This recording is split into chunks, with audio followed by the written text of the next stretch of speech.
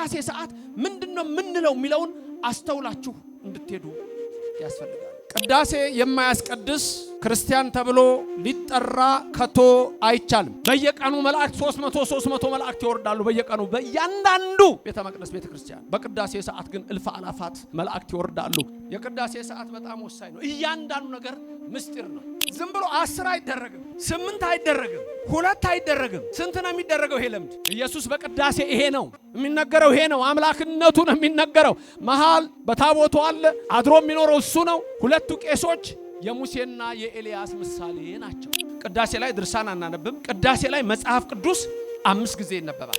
አይታችሁ ከሆነ ሲዟዟሩ ዲያቆናቱ ዝም ብሎ እንዳይመስላችሁ፣ ቲያትር የሚሰራ እንዳይመስላችሁ። እያንዳንዱ ነገር ምሳሌ አለ። ካህኑ ስላንተ ሲጸልይ ወዲያና ወዲህ ልብህን አታድርገው ይላል። ካህናቱ ከውስጥ ስጋውና ደሙን ይዘው ሲመጡ ህዝቡ ደግሞ ከዛ ሆኖ ምን ተወረደ ነው የሚባለው። ሰምታችሁ ታውቃላችሁ? ወመንፈስ ቅዱስ አሃዱ አምላክ አሜን። ድምጽ አላችሁ? በስመ አብ ወወልድ ወመንፈስ ቅዱስ አሃዱ አምላክ አሜን። ክርስቶስ ተንሥአ እሙታን አሰሮ ለሰይጣን ሰላም ኮነ። አእይንተ እግዚአብሔር አበው መነኮሳት ወካህናት አሃው ዲያቆናት የቤተ ክርስቲያን ጌጦቿ ከዋክብት ምእመናን እንዲሁም በሶሻል ሚዲያ ባላችሁበት ዓለም ዳርቻ ሆናችሁ ለምትከታተሉ ሁሉ ሰላም እግዚአብሔር ከሁላችን ጋር ይሁን። እንደምን አላችሁ? ሰማይን ያለ ምሰሶ ከነ ግሱ የዘረጋ ምድርንም በውሃ ላይ ያለ ካስማ ከነ ልብሱ ያጸና አየርን ሳይታይ የሚያስጉዘው ደመናን ያለ ድምጽ የሚነዳው የሚታየውንም የማይታየውንም የፈጠረ ኃያሉ አምላካችን አዶናይ እግዚአብሔር ከዘላለም እስከ ዘላለም ለስም አጠራሩ ክብር ምስጋና ይግባው። ረድኤተ እግዚአብሔርን አጋዥ በማድረግ ዛሬ በዚህ በታላቁ ደብር የምንማርበት የትምህርታችን ኃይለ ቃል የሚሆነው ኢየሱስ በቅዳሴ በሚል ኃይለ ቃል ይሆናል። ሰው ለሰው አስታዋሽ ነው። ሰው ለሰው አሳሳቢ ነው። በልቡና የሚያሳድር በአእምሮ የሚቀርጽ የቃሉ ባለቤት ሕያው እግዚአብሔር ነውና የምትሰሙትን ቃል ሁሉ በልቡናችሁ ጽላት ይጻፍላችሁ፣ በአእምሮአችሁም ይቅረጽላችሁ። ለእኔም ለምናገረው ማስተዋልና ምስጢሩን እንዲያድለኝ አንደበቴንም እንዲያከናውን የአምላክ ቅዱስ ፍቃድ ይሆን ዘንድ ሁሉ ጊዜ በጸሎታችሁ አስቡኝ። ይህ ቃል የሚሰማችሁ ሁሉ ሐሳብ ሕሊናችሁ በሰማያት ይኑር። ያላችሁበትን ስፍራ ወቁ። የጽድቅንም ቃል ደስ በሚያሰኙ ጆሮዎች አድምጡ። አንድም እንኳ በዚህ ቅጽር የራሱን ወሬ የሚያወራ ሰው ከቶ አይሰማ። ምድርን ባያት ጊዜ እንድትንቀጠቀጥ ለሚያደርጋት ደሴቶችንም ለሚያቀልጠው ብርቱና ኃያል አምላክ ሁላችሁም ፊት ለፊትም ያላችሁ በመኪና ውስጥም ያላችሁ ይህ ድምጽ የሚሰማችሁ ሁሉ ለኃያሉ እግዚአብሔር ልቡናችሁን አስማርኩ። ኢየሱስ በቅዳሴ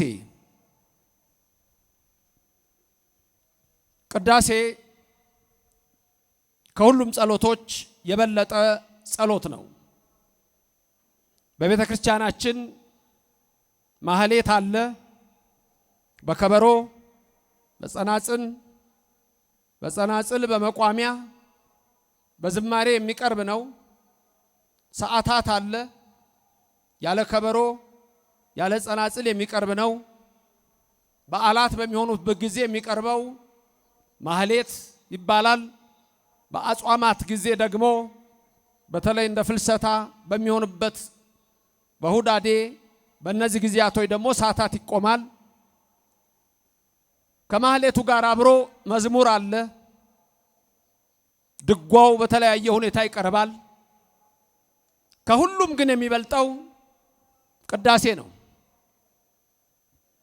ቅዳሴ የማያስቀድስ ክርስቲያን ተብሎ ሊጠራ ከቶ አይቻልም። የታመመ ሰው እንኳን ቢሆን በጥንቱ በወሰካ ባልጋ አድርገው በገረገራ አምጥተው ያቁሙት ይባላል። በተለይ የልደት ቅዳሴ፣ የጥምቀት ቅዳሴ፣ የትንሳኤ ቅዳሴ ሌሊት ነው የሚቀደሰው። በእነዚህ ቀን እቤት ውስጥ ስራ በመስራት ላይ ለበዓሉ ካልሆነ በስተቀር አንድም ሰው በዚህ ቀን በቤቱ አይተኛም።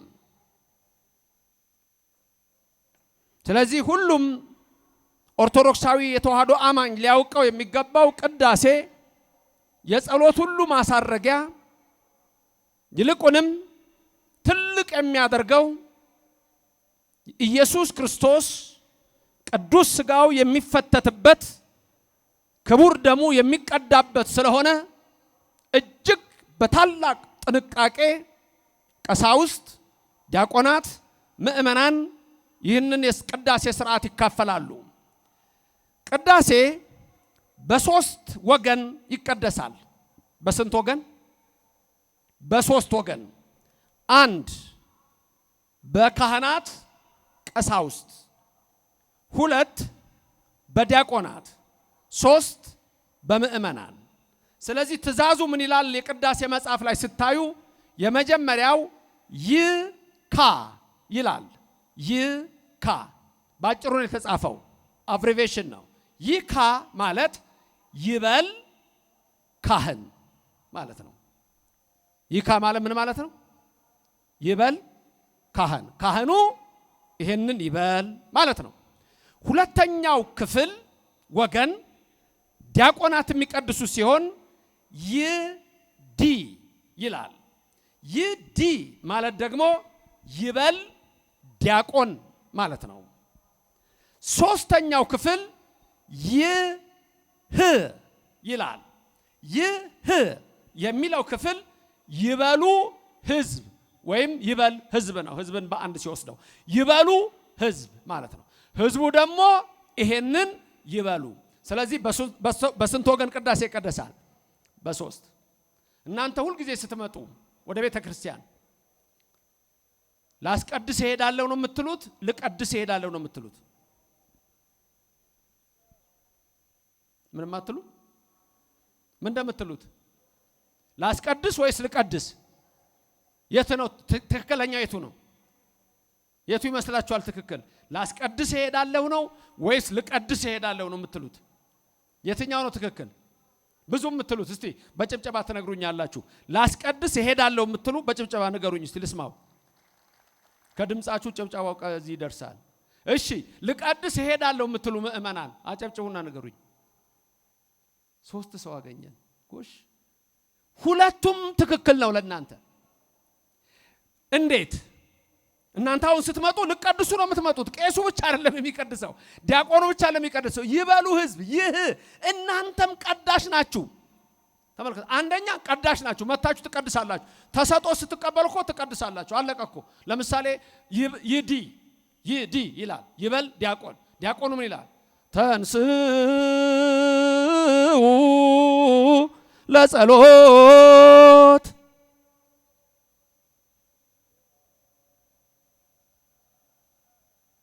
አንድ ድምጻዊ ሰማው በዚህ በኩል። ሌሎቻችሁ የት ናችሁ? እሑድ አሁን እናንተ ምንድን ነው ያላችሁኝ? ዲያቆኑ ይበልዲ ምን አለ? ተንስኡ ለጸሎት አለ። እናንተ ደግሞ ምን አላችሁ? እግዚኦ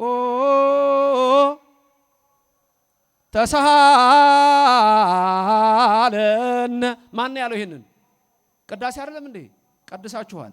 ቅዱስ እግዚአብሔር የተመሰገነ ይሁን። አመስግኑት። እግዚአብሔር የተመሰገነ ይሁን። ልትቀድሱ ምን የምትመጡት? ድንገት ይሄን ሰምታችሁት ካላወቃችሁ እንዴ ዛሬ ምንድነው ልትሉ ትችላላችሁ። ቀዳሾች ናችሁ። በቅዳሴው ያንዱ ወገን ክፍል የናንተ ነው። ይሄን ካወቃችሁ ላስቀድስ እሄዳለሁ ማለት ግን ምን ማለት ነው ስትሉ፣ አንድ ዕጣኑን፣ ጧፉን፣ ዘቢቡን፣ መገበሪያ እህሉን፣ የሙጋድ እንጨቱን ይሄ እንኳን በከተማ ኤሌክትሪክ ስለሆነ ብዙ ላይ ሆን ይችላል። እነዚህን ይዛችሁ ስትመጡ ማን ነው የሚያስቀድሰው ማለት ነው? በማን ነው የሚቀደሰው? ከናንተ በሚመጣ መስዋዕት ስለሆነ ልታስቀድሱ ነው የምትመጡት። ሁለት ማን ልታስቀድሱ ነው የምትመጡት? ሰውነታችሁን ልታስቀድሱ ነው የምትመጡት። ወደ ቤተ መቅደስ ስትመጡ በተለይ ለቅዳሴ በምትመጡበት ሰዓት ሰውነት ይቀደሳል፣ ሰውነት ይለወጣል፣ ኃጢአት ይደመሰሳል፣ በደል ይደመሰሳል። ስለዚህ ላስቀድስ እመጣለሁ ማለት ይሄን ሰውነቴን ቅዱስ አደርገዋለሁ ማለት ነው። እናንተ የእግዚአብሔር ታቦት ናችሁ፣ የመንፈስ ቅዱስ ማደሪያ ናችሁ ስለሚል በቅዳሴ ሰዓት ላይ የእግዚአብሔር መንፈስ በእናንተ ላይ ያድራል። ክብርና ምስጋና ለእግዚአብሔር ይድረሰው፣ አመስግኑት፣ ስሙ የተመሰገነው። ስለዚህ በሁለቱም መንገድ ትችላላችሁ። ቅዳሴ ሲጀምር ትምህርታችን ኢየሱስ በቅዳሴ ነው። ቅዳሴ ሊጀምር ሲል በተለይ በጣም የምትሰሙት አንድ ቃል አለ። ይህች ሰዓት ምን ያህል የምታስፈራ ናት ብሎ ነው የሚጀምረው ካህኑ። ትዝ ይላችኋል ይሄን ሲል ይህች ሰዓት ምን ያህል የምታስፈራ ናት ይላል። መጠን ግርምት ዛቲ ዕለት ብሎ ነው የሚጀምረው ካህኑ ሲጀምር። ተመልከቱ። ወእጽብት ዛቲ ሰዓት፣ ይህች ቀን ምን ያህል የምታስፈራ ናት። ቀኗ ብቻ አይደለችም፣ ይህች ሰዓት ምን ያህል ድንቅ ናት ማለት የቷ ሰዓት? የሚቀድሱባት ሰዓት። ምክንያቱም ለምን ከቤተልሔም ይመጣሉ ህብስቱን ይዘው በመሶበ ወርቅ። መሶበ ወርቅ የእመቤታችን ምሳሌ ነው። አንድ ላይ ሁሉም ሰው ያዜማል። አንቲ ውእቱ መሶበ ወርቅ ይላል። አንቺ ንጹህ የወርቅ መሶብ ነሽ ይላል። በውስጥ ያለው ደግሞ ህብስቱ ማን ነው? ህቡ መና የተባለ ከሰማየ ሰማያት የወረደ ዘወረደም ሰማያት ወሃቤ ሕይወት ለኩሉ ዓለም፣ ለዓለም ሁሉ ሕይወት የሚሰጥ ከሰማይ የወረደ ኢየሱስ ክርስቶስ በቀራንዮ አደባባይ እንደሆነው ለመስዋዕት የሚቀርብባት ይህች ሰዓት ምን ያህል የምታስፈራ ናት ይላል። ከሰማይ ወርዶ ያዳነን ክብር ምስጋና ይገባው። ኢየሱስ በቅዳሴ መጠን ግርምት ዛቲ ዕለት ወእጽብት ዛቲ ሰዓትን ተባቲ ወርድ መንፈስ ቅዱስ መልዕልተ ሰማያት ወይ ጼልሎ ለዝንቱ መስዋዕት ወይ ቀድሶ። ይህች ሰዓት የምታስፈራ ናት። የአብ ህላዌው የሚነገርባት ናት። መንፈስ ቅዱስ የሚወርድባት ናት። ይህች ቀን ምን ያህል የምታስፈራ ናት። ይህች ቀን ግርምት ናት፣ እጽብት ናት። በየቀኑ መላእክት 300 መላእክት ይወርዳሉ። በየቀኑ በእያንዳንዱ ቤተ መቅደስ ቤተ ክርስቲያን። በቅዳሴ ሰዓት ግን እልፍ አላፋት መላእክት ይወርዳሉ። ከዛኛ ምን መጣና ከመላእክት ጋር ምን እንላለን? ቅዱስ ቅዱስ ቅዱስ እግዚአብሔር እያልን እናመሰግነዋለን፣ እንቀድሳለን። ሰውነታችንን ነፍሳችንን እናስቀድሳለን። ክብር ምስጋና ለሥላሴ ይሁን። እግዚአብሔር የተመሰገነው። ስለዚህ የቅዳሴ ሰዓት በጣም ወሳኝ ነው። እያንዳንዱ ነገር ምስጢር ነው። ለምሳሌ ካህናት የሚለብሱት ልብስ መምሩ ላስቸግሮት ነው። እርሱን ያዙላቸው የሳቸውን ካሜራ ይምጡ መምርዬ። ይኸው እንግዲህ ቄሱ የለበሱትን ልብስ ይሁ ቤተክርስቲያን ምስጢሯ ነው። ይሄን ልብስ አያችሁት? አሁን ከዚህ የተደረበ አለ አይደለም? ይሄ ሞጣይቱ አለ። ለምዱ ግን ስንት ነው? ይሄ ለምድ ይሄን አያችሁት? ለምዱን ስንት ነው የሚደረገው? በሉ እንግዲህ ሁላችሁም ተናገሩ። ይሄ ዝም ብሎ 10 አይደረግም፣ 8 አይደረግም፣ 2 አይደረግም። ስንት ነው የሚደረገው? ይሄ ለምድ የሚነግረኝ 5። 5ቱ ደግሞ እንዴት እንደሚደረግ ይሁ ያው ይሄንን ያዙልኝ መምርዬ። ያው ከፊት 2 ለምድ አለ። አያችሁት? ከፊት ስንት ነው? 2። በጎን ስንት አለ? እዚህ ጋር 1። በዚህኛው ጎን ስንት አለ? 1። ስንት ሆነ አንድ ላይ? 4። ከኋላ ደግሞ አንድ አለ። ይዙሩላቸው እስቲ መምርዬ። ይኸው ከኋላ አንድ አለ። የኋላውን አይታይም ማለት አይታይም። ወደፊት ይሁን። ተመልከቱ እንግዲህ ይሄ ምንድነው ስትሉኝ 5ቱ የ5ቱ አዕማደ ምስጢራት ምሳሌ ነው። ከፊት የምታዩቸው 2ቱ ጎልተው የሚታዩት የመጀመሪያው ምስጢረ ሥላሴ፣ ሁለተኛው ምስጢረ ሥጋዌ ነው። የሥላሴ ምስጢር የአምላክ ሰው የመሆን ምስጢር። ከጎንና ከጎን 2 ያላችሁ ምስጢረ ጥምቀትና ምስጢረ ቁርባን። 4 አልሆነም? አንድ የሚቀር ምስጢር አለ። እሺ ባጭሩ ምስጢረ ሥላሴ ይታወቃል አይታወቅም? ተገልጿል አልተገለጸም? ተገልጿል። ምስጢረ ሥጋዌ አምላክ ሰው ሆኗል አልሆነም? ሆኗል። ምስጢረ ጥምቀት አምላክ ተጠምቋል አልተጠመቀም? ተጠምቋል። ሚስጥረ ስጋው ደሙ ስጋውና ደሙ ሰጥቶናል። በቀራንዮ አልሰጠንም፣ ሰጥቶናል። የቀረው አንድ ሚስጥር አለ። ምን ነበር እሱ? ሚስጥረ ትንሣኤ ሙታን። ገና ከኋላ አይደለም የሚመጣው፣ ከኋላ የሆነው ለዚህ ነው የማታዩት። ከኋላ ይመጣል ሚስጥረ ትንሣኤ ሙታን። መምህር የእግዚአብሔር ይቀመጡ። አይመሰገንም እንደ እግዚአብሔር ነው። ታውቁታላችሁ ይሄንን ነገር ተመልከቱ። በእያንዳንዱ ነገር ላይ አይደለም ቅዳሴያችን፣ ልብሳችን፣ የኢትዮጵያ ኦርቶዶክስ ተዋሕዶ ቤተክርስቲያን አለባበሳችን ራሱ መጽሐፍ ቅዱስ ነው፣ ወንጌል ነው፣ ብሉይ ኪዳንን ነው የሚናገረው። በእያንዳንዱ የምናደርገው ነገር በኢትዮጵያ ኦርቶዶክስ ተዋሕዶ ቤተክርስቲያን ልዩ ነው። ከዚች ቤተክርስቲያን የወጣችሁ፣ ከዚህ ቤት የወጣችሁ፣ እንደ ዴማስ የኮበለላችሁ፣ እንደ ኤሳው በመብል የሸጣችሁ ወደዚች ቅዱስ ቤተክርስቲያን ትመጡ ዘንድ የቤተክርስቲያን ጥሪዋ ነው። በዚህ መቅደስ ውስጥ ያደረገን ግን እግዚአብሔር ስሙ ከዘላለም እስከ ዘላለም የተመሰገነ ይሁንልን። ደሙን አፍሶ ያዳነን ክብር ምስጋና ይግባው። ስንት ምስጢራት ነበሩ? 5 ከሁለት ፊልት ያየነው ሁለቱ ለምድ የምንና የምን ነው? ሥላሴና ስጋዌ። ከጎንና ከጎን ምንን አየን? ጥምቀትና ቁርባን። ኋላ የሚመጣው የቀረው ምንድነው? ትንሣኤ ሙታን። ከኋላ ያለው ያንን የሚያሳይ ነው። ቄሱ የሚለብሰው እንደዚህ ነው። ዝም ብሎ አይደለም የሚደረገው። የሚቀድሱት ቄሶች ስንት ናቸው? ቁጥራቸው ብዙ አለ። ዋናው መሰረቱ ስንት ቄስ ነው የሚቀድሰው? 2። ስንት ዲያቆን ነው የሚሆነው? 3። ምንድነው? ደብረ ታቦር ነው። ማቴዎስ 17 ነው። የማቴዎስ ወንጌል ምዕራፍ 17 ላይ ጌታችን ኢየሱስ ክርስቶስ ክብር ይግባውና ከደቀ መዛሙርቱ 3ቱን ጴጥሮስን፣ ዮሐንስን፣ ያዕቆብን ይዟቸው ወደ ረጅም ተራራ ወጣ። ተራራው ላይ በወጣ ጊዜ 2 ሰዎች ከሰማይ ወረዱ። ማን ነበሩ? ሙሴና ኤልያስ ነበሩ። ሌላውን ምስጢር ለዛሬ እንተውና 2 ሽማግሌዎች መጡ፣ ሙሴና ኤልያስ። መሃል ላይ ማን ያለው? የናዝሬቱ ኢየሱስ ስሙ የተመሰገነ ይሁን። ማን ነው መሃል ላይ ያለው? ኢየሱስ ክርስቶስ አምላካችን። እሱ መሃል ነው። ጽላቱ መሃል ነው። ታቦቱ መሃል ነው። ዲያቆናት 3 ናቸው፣ ቄሶች 2 ናቸው። የደብረ ታቦር ተራራ ማለት የኢየሱስ ክርስቶስ አምላክነት የሚነገርባት ናት። ደብረ ታቦር ተራራ ማለት ጴጥሮስ ሊቀ ሐዋርያት ምን ነበር ያለው? በዚህ መኖር ለኛ መልካም ነው ነበር ያለው። ንገሩኝ ይህን ቃል። በዚህ መኖር ለኛ መልካም ነው። በየት መኖር? በኦርቶዶክስ እምነት በዚህ መኖር፣ በተዋህዶ እምነት በዚህ መኖር፣ በክርስትና እምነት በዚህ መኖር፣ በዚች ቤተክርስቲያን መኖር። ኢየሱስ በቅዳሴ ይሄ ነው የሚነገረው፣ ይሄ ነው አምላክነቱን የሚነገረው። መሃል በታቦቱ አለ፣ አድሮ የሚኖረው እሱ ነው።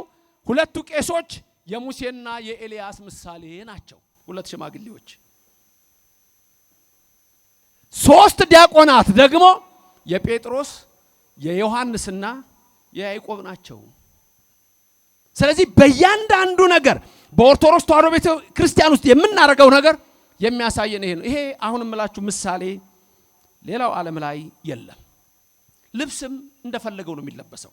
ትንሽ ካቶሊኮችን ካያችኋቸው 451 ላይ 5th ሴንቸሪ በጉባኤ ኬልቄዶን ለ2 ተከፋፍሎ የነበረው በዛ ሰዓትነ ሊዮ የሮማው ሊዮ የካቶሊክን እምነት በዛ ጊዜ ወደ 451 አካባቢ በተለይ 451 ላይ የካቶሊክም እምነት ሲጀምር ብዙዎች ካቶሊክ እምነት መጀመሪያን ስለሚሉ መጀመሪያ የተጀመረ ይመስላችኋል? አይደለም። 5th ሴንቸሪ ላይ ነው የተመሰረተው።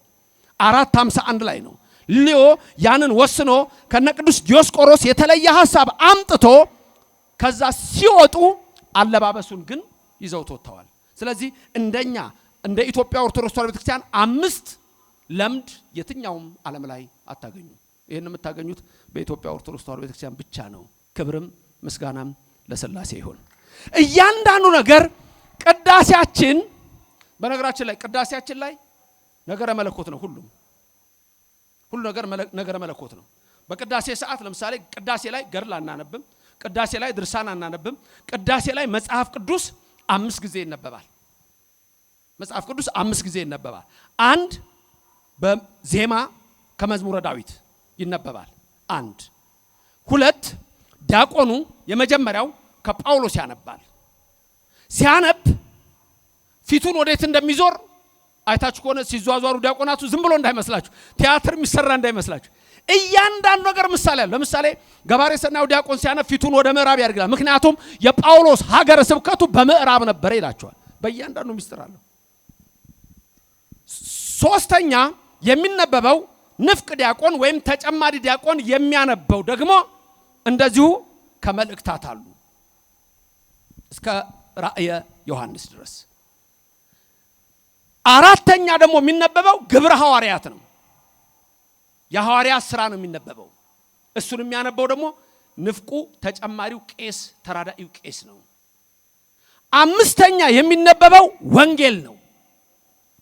ወንጌሉ ሲነበብ ከሱ ቀድሞ እንዳልኳችሁ ምስማኩ 5 ጊዜ ይሰበካል፣ 5ኛው ይደረባል።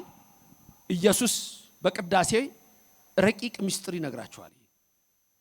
ምስባክ ዲያቆኑ ጸልዩ በእንተ ወንጌል ቅዱስ ብሎ እናንተ ደግሞ ይረሴነ ድልዋነ ብላችሁ የወንጌልን ቃል ለመስማት የበቃን ያድርገን ብላችሁ ዲያቆኑ ይመጣና ምስባክ ይሰብካል። ምስባክ ሲሰብክ እርግጥ አንዳንድ ጊዜ 3ቱም ዲያቆናት አብረው ይላሉ፣ አንዳንድ ጊዜ አንዱ ዲያቆን አብሮ ብቻ ይላል። ግን ዲያቆናቱ በአንድ ላይ ነው የሚለው። እንደ ሕጉ ከሆነ በአንድ ላይ ያዜሙታል። አንዱም ቢያዜም ችግር የለውም። የመጀመሪያው ምስባክ ካዜመ በኋላ ሁላችሁም ተከትላችሁ ያንኑ ምን ታደርጋላችሁ? ትደግማላችሁ። ስንት ሆነ? 2። ደግመው እንደገና ያዜማሉ ወይም ደግሞ ያዜማል ዲያቆኑ። ስንት ይሆናል? 3። እናንተም ትደግማላችሁ። ስንት ይሆናል? 4። 5ኛውን ግን ልክ እሱም ሲጀምር እናንተም አብራችሁ ነው የምትሉት። ስለዚህ ስንት ይሆናል? አንድ ላይ ለየብቻ የቆጠርናቸው ስንት ይሆናሉ? 4 ይሆናሉ። 5ኛው ላይ ግን ምን ሆኗል? ተደርቧል። እናንተም ትላላችሁ፣ ዲያቆናት ተደርበዋል። 5500 ዘመን የተባለው እሱ ነው። ተመልከቱ። 5 ጊዜ ተደርቦ 5500 ዘመን በሐሙስ ዕለት ወበመንፈቃ ለዕለት ትወለድ ሞለተ ወለትከ የሚለውን በቀለሚንጦስ መጽሐፍ የተጻፈውን ጳውሎስ ሐዋርያ በገላትያ ምዕራፍ 4 ቁጥር 4 የዘመኑ ፍጻሜ በደረሰ ጊዜ ያለውን የዘመኑ ፍጻሜ 5500 ዘመን ሲፈጸም ማመጣ ከሰማይ ወልድ ወረደ፣ የድንግል ልጅ እኛን ሊያድን መጣ። ክብር ምስጋና ለእግዚአብሔር ይድረሰው፣ ስሙ የተመሰገነ ይሁን። ከዛ ልክ 5 ጊዜ ሰብኮ ዲያቆኑ ሁላችሁም በመጨከን ወንጌልን ስሙ ይላል። ተጨክኑ፣ ቁሙ፣ ወአጽምዑ፣ ቶሎ ቁሙ። የደከመ ላይ ሊቀመጥ ይችላል፣ በዛ ሰዓት ይቆማል። ቁሙ ወአጽምዑ፣ በደንብ ስሙ። ስሙ አይደለም ወአጽምዑ። አጽምዑ የሚለው የግዕዝ ቃል በደንብ መስማትን ነው። ዝም ብሎ መስማትን አይደለም፣ በደንብ መስማትን የሚያሳይ ነው። ከዛ ሃሌሉያ ብሎ በዜማ ይላል። ልክ ያን ሲል ቄሱ ወንጌሉን ይዞ ብቅ ይላል። እግዚአብሔር ከሁላችሁ ጋር ይሁን ይላችኋል። እናንተ ደግሞ ምስለ መንፈስ ከተላላችሁ። ከዛ ወንጌል ብሎ በረጅም ዜማ ያዜማል። ታስታውሳላችሁ አሁን እምለው ነገር ሁሉ አይደል? በረጅም ዜማ አዚሞ ለ3ቱ ወንጌል ለማቴዎስ፣ ለማርቆስ፣ ለሉቃስ ዘዜነወ ብሎ ለዮሐንስ ወንጌል ዘሰበከ ብሎ ይሄን ካለ በኋላ ዲያቆኑ የመጀመሪያው መብራት ይዞ የሚቀድም አለ፣ ይመጣል። ከዛ ቄሱ አለ ከኋላ ማይጠን መስቀል የያዘ ዲያቆን ይከተላል። ተመልከቱ፣ ይሄ ሁሉ ምሳሌ ያለው። ከዛ ወንጌል ይመጣና ይነበባል። ወንጌል ማለት ኢየሱስ ክርስቶስ ነው። ኢየሱስ ክርስቶስ ማለት ተስፋ ነው። ተስፋ ማለት መንግስተ ሰማያት ናት። መንግስተ ሰማያትን ሁላችንም ያወርሰን። ክብር ምስጋና ለእግዚአብሔር ይድረሰው። ስለዚህ ኢየሱስ በቅዳሴ የኛ ቤተክርስቲያን በጠቅላላ ቅዳሴዋ ኢየሱስ ክርስቶስ ነው፣ ስላሴ ነው፣ አብ ወልድ መንፈስ ቅዱስ ነው። ይሄን ነው የምንለው። በቅዳሴ ሰዓት ላይ ሁሉም ሰው ወደ ቤተ መቅደስ በሚገባበት ሰዓት እመቦ ብእሲ እምእመናን ዘቦአ ቤተ ክርስቲያን በጊዜ ቅዳሴ ብእሲ ወብእሲት ወደ መቅደስ ለቅዳሴ በሚመጡበት ሰዓት ዘቦአ ቤተ ክርስቲያን በጊዜ ቅዳሴ በቅዳሴ ሰዓት ስትመጡ ቅድም ምን ብሏል?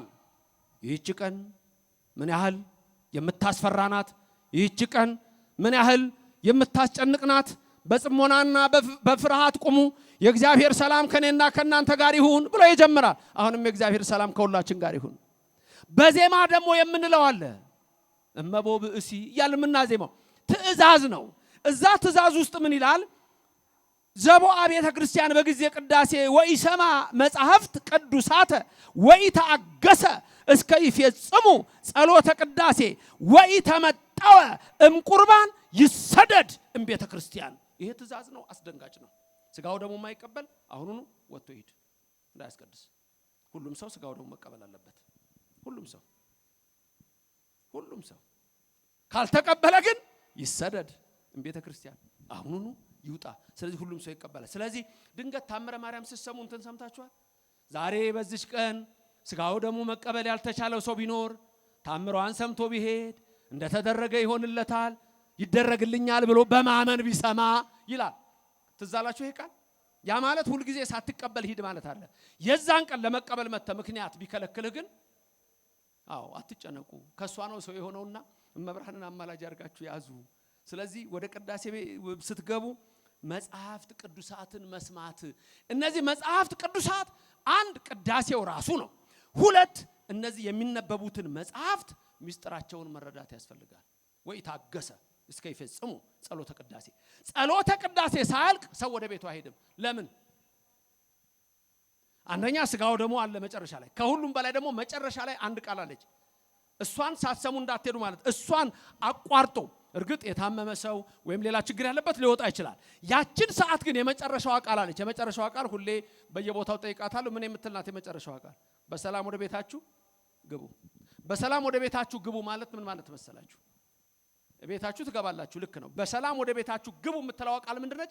ኢየሱስ የሚላችሁ ቃል ናት። ምን የሚላችሁ ቃል ነው? ለፍርድ ይመጣና ጻድቃንን በቀኝ ኃጥአንን በግራ ያቆማል አለ። በሰላም ወደ ቤታችሁ ግቡ ስትባሉ ልክ ክርስቶስ የሚላችኋል ወደ ቤታችሁ ወደ መንግስተ ሰማያት ግቡ ማለት ነው። ሚስጥሩ ያ ነው። ክብርና ምስጋና ለእግዚአብሔር ይድረሰው። ስለዚህ በእያንዳንዱ ነገር ላይ የምታዩት ረቂቅ ሚስጥር ጌታችን ኢየሱስ ክርስቶስ የሚነግረንን ነው። ሚስጥሩ ሁሉ እሱ ነው። ከዛ ኢየሱስ መስዋዕት የሚሆንበትን ካህኑ ያነባል፣ ይናገራል። መስዋዕት ነው የሚሆነው ኢየሱስ ክርስቶስ። ቅዳሴ የሚያስፈራ ነች። ያቺ የቀራንዮን ሰዓት ነው የምናስታውሰው። ብዙ መስዋዕቶች በብሉይ ዘመን ነበሩ። ለእነዛ መስዋዕቶች በጠቅላላ ምሳሌነታቸው ለኢየሱስ ነው፣ ለአምላካችን ስሙ የተመሰገነ ይሁንልን። ስለዚህ ካህኑ ሲያነብም ይላል እግዚአብሔር አምላክነ ዘተወከፍ ከቁርባን አቤል በውስተ በዱ ወለኖ በውስተ ታቦት ወአብርሃም በውስተ ርዕሰ ደብር ወለኤልያስ በደብረ ቀርሜሎስ ወለዳዊት በአውደ ኦርና ኢያቡሳዊት ወጸሪቀ መበለት በቤተ መቅደስ ከማሁ ተወከፍ መባኦ ቁርባኖ ለኃጥ ገብርከ ዘአበ አለ ስምከ ቅዱስ ወይኩን ቤዛ ኃጣዊ ወፍድይ ወፍዳ ሰናይ በዘ ዓለም ወበዘ ይመጽእ ይዜኒ ወዘልፈኒ ወለዓለም ዓለም ይላል። ያመጣል የነ አብርሃምን መስዋዕት፣ ያመጣል የነ ኤልያስን በቀርሜሎስ፣ ያመጣል በአውደ ኦርና የዳዊትን የነሱን መስዋዕት እንደተቀበልክ በቤተ መቅደስ ያቺ ሴት ያላትን ገንዘብ እንደሰጠች አሁን የኔንም መስዋዕት የሕዝብህን እዚህ ያለውን የሁላችንም መስዋዕት ተቀበል አንተነ መስዋዕታችን ኢየሱስ ክርስቶስ ብለን በዚህ መልክ ነው የምንነጋገረው። ክብርና ምስጋና ለእግዚአብሔር ይድረሰው። ስለዚህ እግዚአብሔር መስዋዕታችሁን ይቀበላል፣ ጸሎትም ይደረጋል ያን መስዋዕታችሁን እንዲቀበል። ስለዚህ ትልቁ መስዋዕት ኢየሱስ ክርስቶስ ነው። በቅዳሴ ሰዓት ትልቅ የሆነው ኢየሱስ በቅዳሴ ያልኳችሁ ሁሉ ቢነገርም መስዋዕት ሆኖ የሚቀርበው የኢየሱስ ክርስቶስ ስጋና ደም ነው። የአብ ስጋና ደም አይደለም፣ የመንፈስ ቅዱስ ስጋና ደም አይደለም፣ የወልድ ስጋና ደም። ምክንያቱም ሰው የሆነው ወልድ ነው። ስለዚህ በቅዳሴው ሰዓት ሁሉ የምናደርገው ነገር ኢየሱስን የሚናገረው። ለምን ይሄን ምላችሁ? ለምን እንድታውቁ የምፈልገው ብዙ ሰው ስለማይገባው ሲተች ታገኙታላችሁ። ማያቀውን ነገር ሲናገር ነው የምትሰሙት፣ ማያቀውን ነገር። ስለዚህ በቅዳሴ ሰዓት ምንድነው ምንለው የሚለውን አስተውላችሁ እንድትሄዱ ያስፈልጋል። ምንናገረው በጠቅላላ የአምላካችንን የኢየሱስ ክርስቶስን ስጋና ደም በቀራንዮ አደባባይ የሆነውን ነው። ስጋው ደግሞ ከመቅረቡ በፊት እግዚኦታ እንላለን። ካህኑ መጀመሪያ በአብይ ዜማ ስንት ጊዜ ነው የሚለው? በአብይ ዜማ 3 አንዳንዴ፣ ከዛ በሌላ ንዑስ ዜማ 3 ጊዜ 5 ይላል። ከዛ በመጨረሻ 2 ጊዜ አንዳንዴ ብቻ እግዚኦ ማርነ ክርስቶስ ይላል። ላስታውሳችሁ የመጀመሪያው የአብይ ዜማ ላይ ሶስት ጊዜ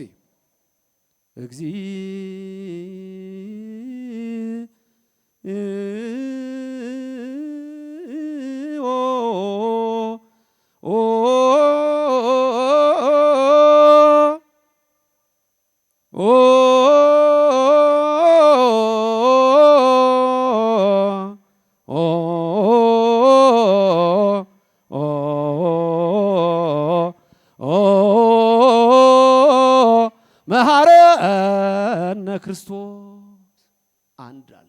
እናንተ ናችሁ አለ የምትቀጥሉት። ቀጥሉ እዛው ናይት ክለብ ጨፍር። እንግዲህ ምን ላድርግ? መልስ የለህማ። የት ነው ያላችሁት?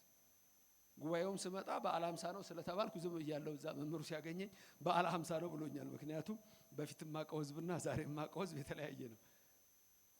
በበዓለ ሃምሳ የት ነው ሰው? ድምፁ ይሰማል እንዴ? ግን ልምጣ እንዴ እሱ ጋር? ከዛም በህዝብ የሚከታተሉት ብዙ ስለሆኑ እኮ ለነሱም ብዬ ነው እዚህ እንደ እንጨት የቆምኩት እንጂ እኔ አልችልም እኮ። እንደ 6 ኪሎ አንበሳ እኮ መቆም ራሱ አልችልም ሳስተምር። እዛም ካልደረስኩ አይሆንልኝም። እሺ በአብይ ዜማ ስንት ጊዜ ይላል ቄሱ? 3 ጊዜ። እናንተ ስንት ጊዜ ትላላችሁ? 3 ጊዜ ሲደመር 6። ቀጥሎ ደግሞ በአንድ ሲያዜም 5 ጊዜ እግዚኦ መሐረነ ክርስቶስ ይላል።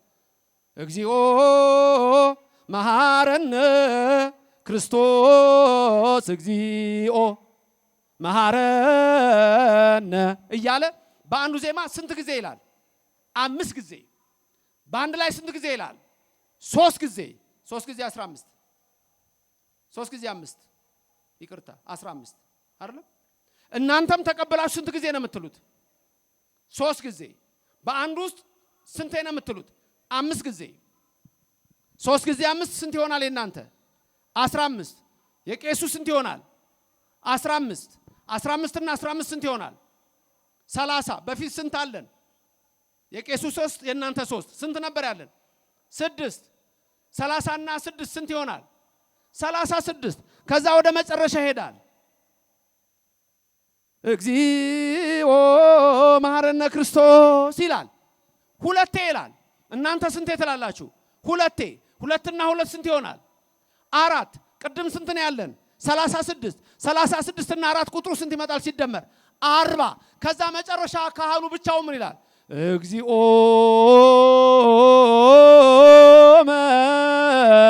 መሐረነ ክርስቶስ ይላል። እሱን ትላላችሁ እናንተ? አትሉም። 40 እና ቄሱ አንዷ 41። እግዚኦ ሲባል ሌላ ምን ይባላል? ምን ይደረጋል? ዝም ብላችሁ እግዚኦ ብሎ ምን የምትሰሙት ነገር አለ? ሌላ የምትሰሙት ነገር አለ? ምን ሰማላችሁ? መረዋ ቃጭል አሰሙም? እግዚኦ ታላለም በይበልጥ እሱ የሚደረገው። ከዛ የውጭው ደው ራሱ ይጮሃል። የመላእክት ለቅሶ፣ የዮሐንስ ወንጌላዊ ለቅሶ፣ የድንግል ማርያም ለቅሶ ምሳሌ ነው። ያ መረዋው ቅጭል ብሎ የለቅሶ ነው። የመላእክት እንባ፣ የእመቤታችን እንባ፣ የዮሐንስ ወንጌላዊ እንባ፣ የሚወዱት ሁሉ ያለቀሱለት። ዮሐንስ አፈወርቅ ሲቀደስ ዮሐንስ አፈወርቅ ላይ የምትወዱት ሰዎች አልቅሱለት የሚል ሰምታችኋል? ከዛ ካህኑ የያለ አማኑኤል አምላክነ ክርስቶስ ንጉሥነ እያለ የሚያዘምበት አለ። ኢየሱስ መድኃኒነ የሚልበት ያ የምትሰሙት የመረዋው ድምፅ ኢየሱስ ሲሰቀል የነበረ ድምፅ ነው። 41 የሆነበት ምክንያት ጌታችን ኢየሱስ ክርስቶስን ስንት ነበር የፈረዱበት የጅራፍ ፍርድ? 41። 6666 ጊዜ ይግረፉት እንጂ የፈረዱበት ስንት ጊዜ ነው? 41። አትርፈው ማድረጋቸው። የምትቀድሱት አብራችሁ ይሄን ነው። ቄሱም ይቀድሳል፣ እናንተም ትቀድሳላችሁ። በተገረፈ ቁስሉ ኃጢአታችን የደመሰሰ አምላካችን ኢየሱስ ክርስቶስ ክብር ምስጋና ይግባው። በእያንዳንዷ ነገር የምታደርጉት ነገር ተመልከቱ።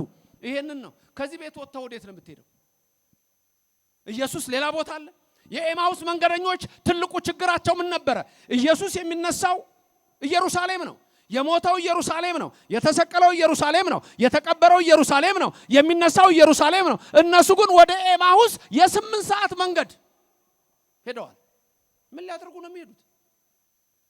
ስለዚህ በዚች ቤተክርስቲያን ተሰብስባችሁ ወንጌል መማር በዚህ አሁን በየሮቡ ያለ ጉባኤ መምህር ጳውሎስን የሚያክል መምህር ሌሎች መምህራን በሚያስተምሩበት በዚህ ቦታ ላይ ቦታው መታየት የለበትም። አንዳንድ ጊዜ የኛ ናቸው ብላችሁ የምታስቧቸው መምህራን ላይኖሩ ይችላሉ። ኦርቶዶክሳዊ የቀደመ ፍቅርህን ትተሃል ይላል ዮሐንስ ባለራእዩ።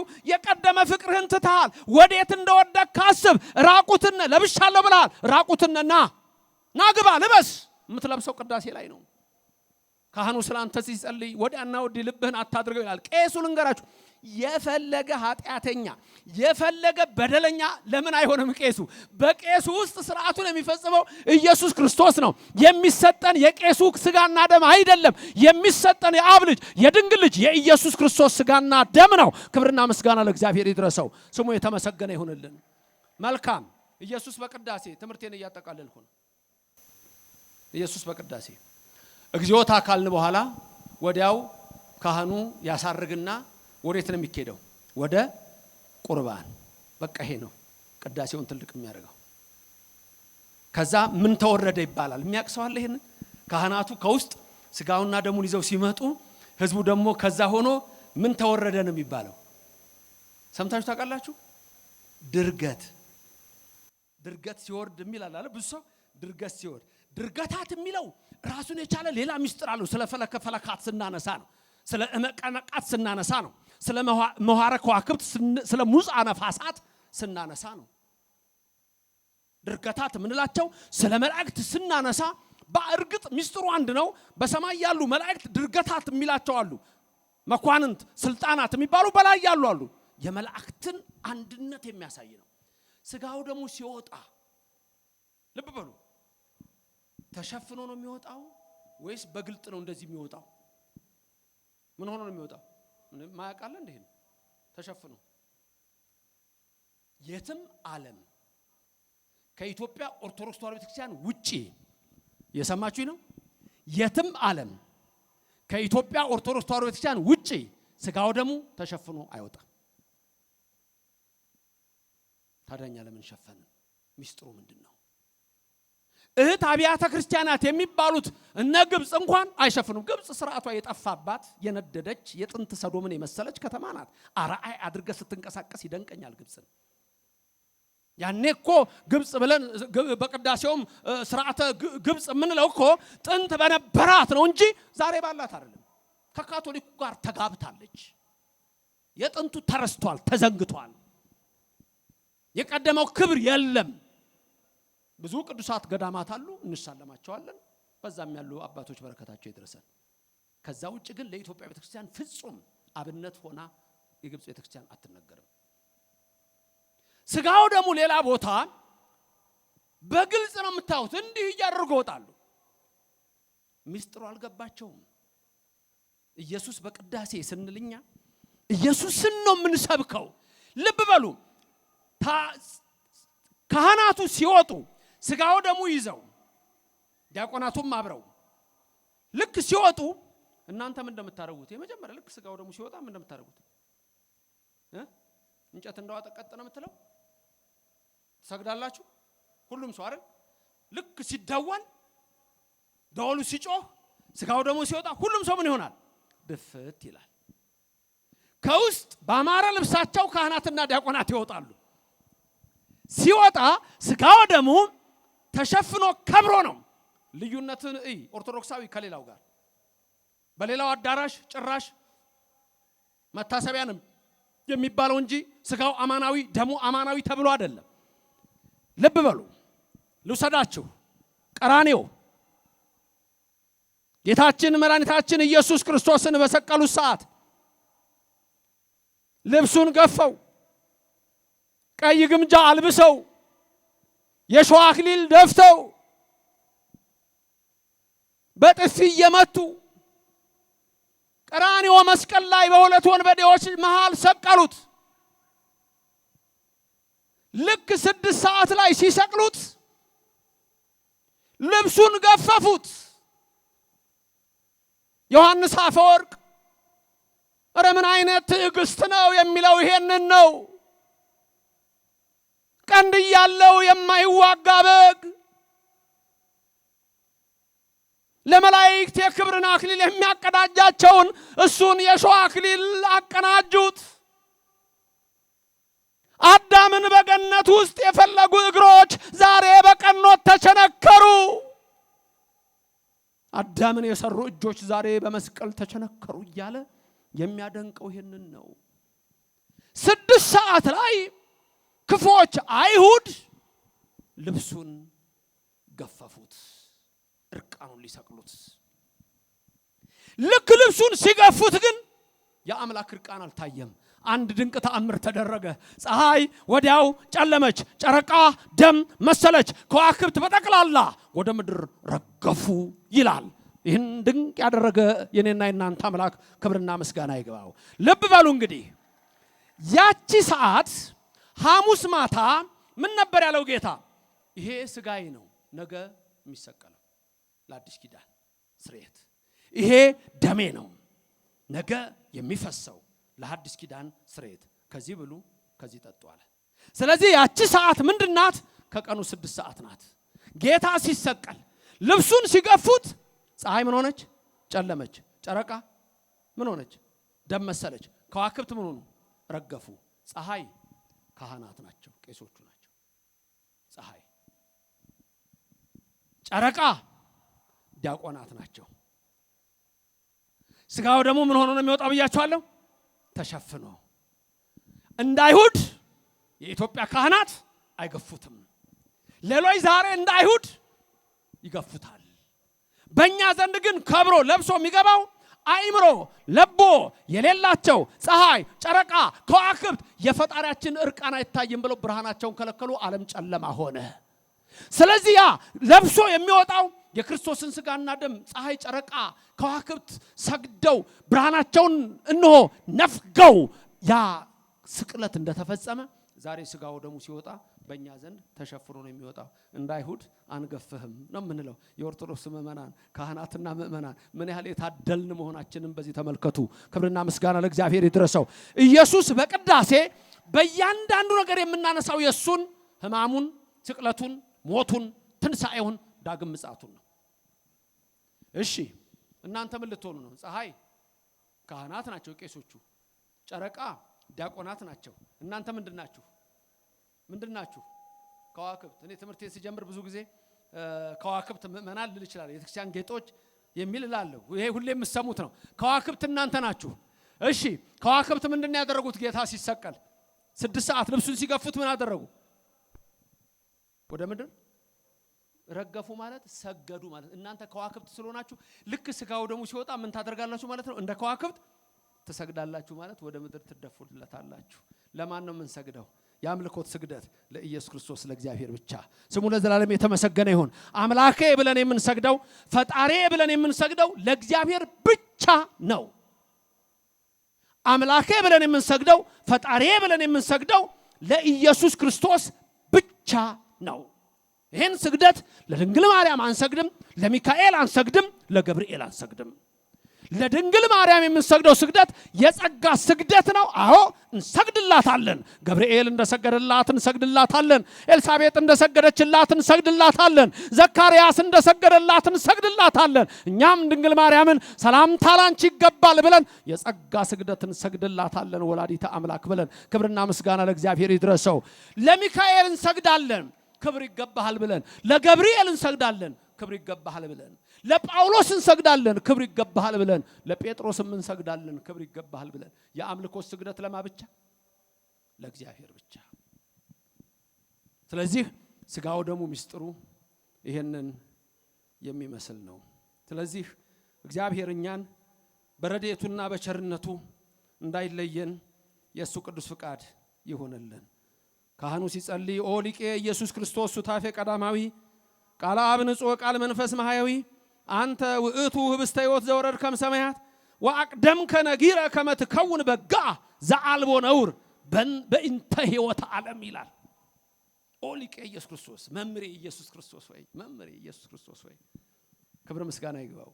እስቲ በሉት መምሬ ኢየሱስ ክርስቶስ ወይ ማ ኢየሱስ ክርስቶስ ወይ መምሬ። እሱ ነው ያስተማረው ወንጌል መምህራችን ሲያስተምረን ደግሞ እኮ ሁሉን ያውቀዋል። እሱ ግን አዎ ፊደል ቤት ትምህርት ቤት ገባ አንድ ቀን ኢየሱስ ታውቁ የለህም ታምሩ ትምህርት ቤት ገብቶ አስተማሪው ምን አለው በል አሌፍ አለው የመጀመሪያው ፊደል አሌፍ ናት አሌፍ አለ ቀጠለና መምሩ ምን አለው በል ቤት አለው ከዛ ምን አለው ምን ተትርጓሜው ለአልፋ ምን ተትርጓሜው ለአሌፍ አለው መጀመሪያ የአሌፍን ትርጉም ነገረኝና ቀጥዬ ወደ ቤት ልሂድ አለው አስተማሪው ደነገጠ እስቲ ትምህርት ቤት እንትን ጠይቃችሁ መታቁ ሃበል ተብላችሁ ሃላችሁ አይደል ከዛ ለበል ስትባሉ ያ ትርጉም ብላችሁ የጠየቀ ሰው አለ ድንገት ካለ ብዬ ያጋጥም ይችላል ሃሁ ተመራችኋል ድሮ ተመራችኋል ሃሁ እሺ ላስብላችሁ ሃ ለ መቀጠል ነው በቃ እንጂ ያ ትርጉም ምንድነው ብሎ አጠይቀኝም መምሩን አንጠይቅም እኔም ጠይቄ አላውቅም አሌፍ ቤት ጊሜል የሚለው ህቡ ስም ነው አዳም በገነት ውስጥ ይጸልየው የነበረው 22ቱ አሌፋት አዳም ዕፀ በለስን ሲበላ ሔዋንም 22ቱ አሌፋት ከውስጡ ጥፍት አለ በቃ ይሄ አልዛይመር እንደሚባለው ህመም ማለት ነው ጥፍት አለበት እስከ ሄኖስ ድረስ ይሄ ሚስጥር አልተገለጸ ሄኖስ ለተባለው አባት ጸለየና በጸፍጸፈ ሰማይ ይላል ልክ እንደ በኮምፒውተር ቅድም ሲዘምሩ እዚህ ጋር ይታያል በስክሪን በጸፍጸፈ ሰማይ ለሄኖስ 22ቱን አሌፋት አሳየው ለምሳሌ አሌፍ ማለት አሃዱ እግዚአብሔር ማለት ነው ቤት ማለት ባል እግዚአብሔር ማለት ነው ጊሜል ማለት ግሩም እግዚአብሔር ማለት ነው እንዲህ ነው እየቀጠለ የሚሄደው ስለዚህ በል አሌፍ አለው ኢየሱስ ክርስቶስን አስተማረው አሌፍ አለ